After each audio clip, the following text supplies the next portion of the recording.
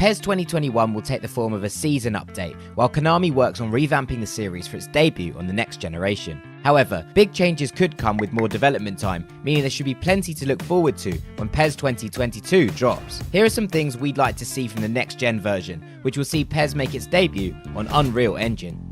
Online Master League. Master League is one of the series' staple modes, and for many players, it's how they spend much of their time each year. This is a place where regens become legends, and names like Castolo and Menander will mean something to anyone who has invested time in the old default lineup you could begin with. Every Master League player has a story to tell their mates, so why not let people enjoy the ride together?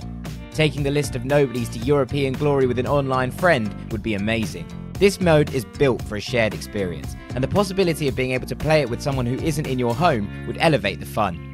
It doesn't need to be online against other players, just give us the normal Master League with online co-op. Konami introduced Master League Online in PES 2011, but it wasn't really Master League and played more like what we now know as My Club. But if the developers do this properly and even include cross-platform play, PES 2022 would have the potential to rank amongst the best ever. Better online stability. Whilst we're on the subject of playing online, Konami needs to improve the online experience for PES 2022. Loading times and matchmaking can really drag at times, and when you do get into a game, lag is frequently a problem for a lot of players. Delayed button presses can wreak havoc on your ability to play effectively, so it makes for a frustrating experience. All too often you won't even get to finish matches because they'll cut out. New infrastructure is needed to produce a much smoother next-gen experience. Improved menu system. Another area that needs vast improvement is the menu system. PES's menus are slow, verbose, and remain confusing to navigate. It's hard to state how much this can put new players off when compared to FIFA's slick look. Menus are wordy and often require too many screens to sift through unnecessarily, plus they aren't even good to look at. This isn't a new problem though, so it's strange how Konami have never decided to rework things. The series will get a fresh start with PES 2022, so it's the perfect time for them to provide a complete overhaul. My Club revamp. PES's My Club mode's biggest advantage over FIFA's Ultimate Team is that building a great team doesn't require spending on packs or endless grinding from players. Lots of freebies, such as Maradona, are given out over the year to keep people competitive. There's an argument that it's too easy to build a great team, but that's more acceptable than having to spend money to keep up. However, where My Club falls down compared to its counterpart is that there isn't enough to it. Content updates are consistent, but it's never really differentiated and the challenges are too similar. PES 2020 didn't introduce much in the way of meaningful updates from the previous year, and the competitions you can play don't feel that worthwhile. The most notable addition was the Matchday mode, but that can only be played during a relatively short window each day, which feels a little bit restrictive. When PES 2022 rolls around, we want significant additions to My Club.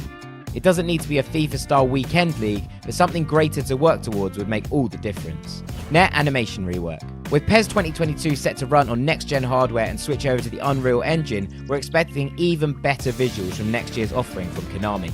We'd also like to see some improved animations, especially when it comes to the goal nets. When the ball hits the back of the net, it flows out a bit too long and sometimes travels at odd angles that don't fit the trajectory of the shot. Ultimately, it lacks oomph. PES is great for scoring lots of different types of goals, but the net ripple could reflect them better. Net animations might not be as important as player animations, but right now they don't feel quite right, and that affects the satisfaction of what should be the most rewarding aspect of any football sim, scoring goals. More regen faces. Regen players can form a big part of the Master League experience, particularly if you stick with a career long term and continue on season after season. However, there's not much variety when it comes to how regen players look. They all tend to have very similar faces, even players of completely different ethnicities. With the move to the Unreal Engine next year, we're hoping Konami take the time to craft more varied looks for the regens to give them all a little bit more identity and make them much more memorable. Skills revamp. Pulling off skill moves in PES 2020 is tricky, with many of them requiring precise movements of the analog sticks to execute successfully. Because they're difficult to master and use, many players will avoid attempting them altogether rather than risk failing and losing possession cheaply as a result. Changing the way they're executed to make it a little easier should make the game friendlier to casual players and inject even more fun into the gameplay by giving us more options in one-on-one situations. However, it's important skills aren't implemented as cheaply as FIFA, where players can string together endless combinations without much hassle or downside. PES 2022 is still a long way away, but what do you want to see added? Let us know in the comments below.